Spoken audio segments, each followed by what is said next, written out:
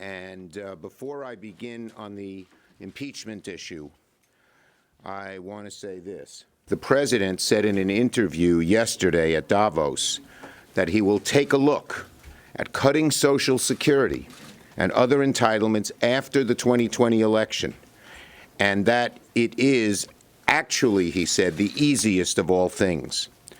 The president promised that, unlike other Republicans, he wouldn't touch Social Security and Medicare. He's already broken that promise and gone after Medicare. Now it looks like Social Security is in the president's crosshairs as well.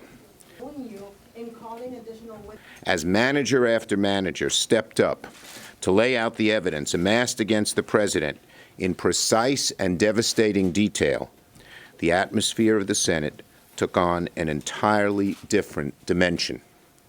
It may have been the first time that many of my Republican colleagues heard the full story, the complete narrative from start to finish, uninterrupted and not filtered through the kaleidoscope lens of Fox News, where at best things are left out and at worst things are terribly distorted. It may have planted the first seed in their minds that, yes, perhaps the president did something very wrong here. They can't accept the defeat of... Now, what are the Republicans saying after yesterday?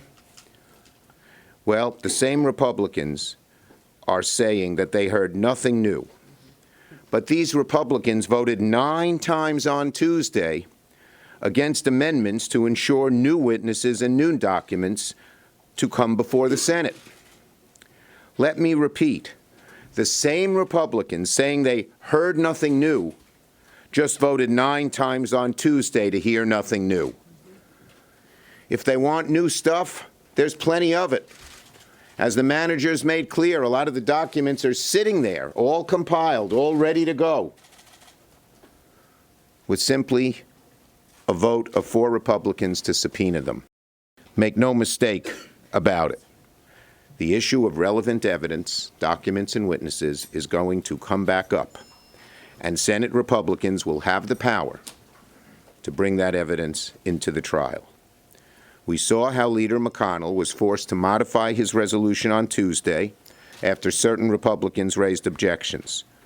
Republican senators, 4 of them, it's in their hands, can make this trial more fair if they want to. The question is, will they use that power when it really matters? He says, honestly, we have all the material and they don't have the material. Here he is gloating over the fact that he has the documents. He's not turned them over to Congress. He's violated that special relationship, Article 1, Article 2, where Congress is supposed to be able to subpoena documents and to do oversight. And here he is gloating in it while he's sitting over in Davos. In most of the polls, a majority of the Republicans, every poll, more Republicans than not, want witnesses and documents. And it's rare for the Republican rank and file to break with Trump. But I think the American people, and particularly after yesterday, saw the gravity of this situation and the need to make it fair. And I will say this to the President and any of my Republican friends.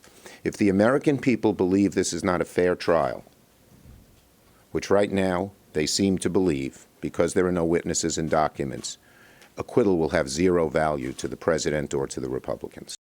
No Republicans are talking to us about deals. We want these 4 witnesses, these 4 sets of documents. They go to the truth. But not a single Republican has approached me and said, what about this, what about that? I don't know what will happen. Am I certain that we'll get those 4 Republicans? Absolutely not. Am I certain we won't absolutely get those 4 Republicans? Certainly not. You've got it when you have truth on your side, when you have facts on your side, you often win because that's the way, my belief, God made the world, and that's the way our republic is structured. So you just keep at it and keep at it and keep at it.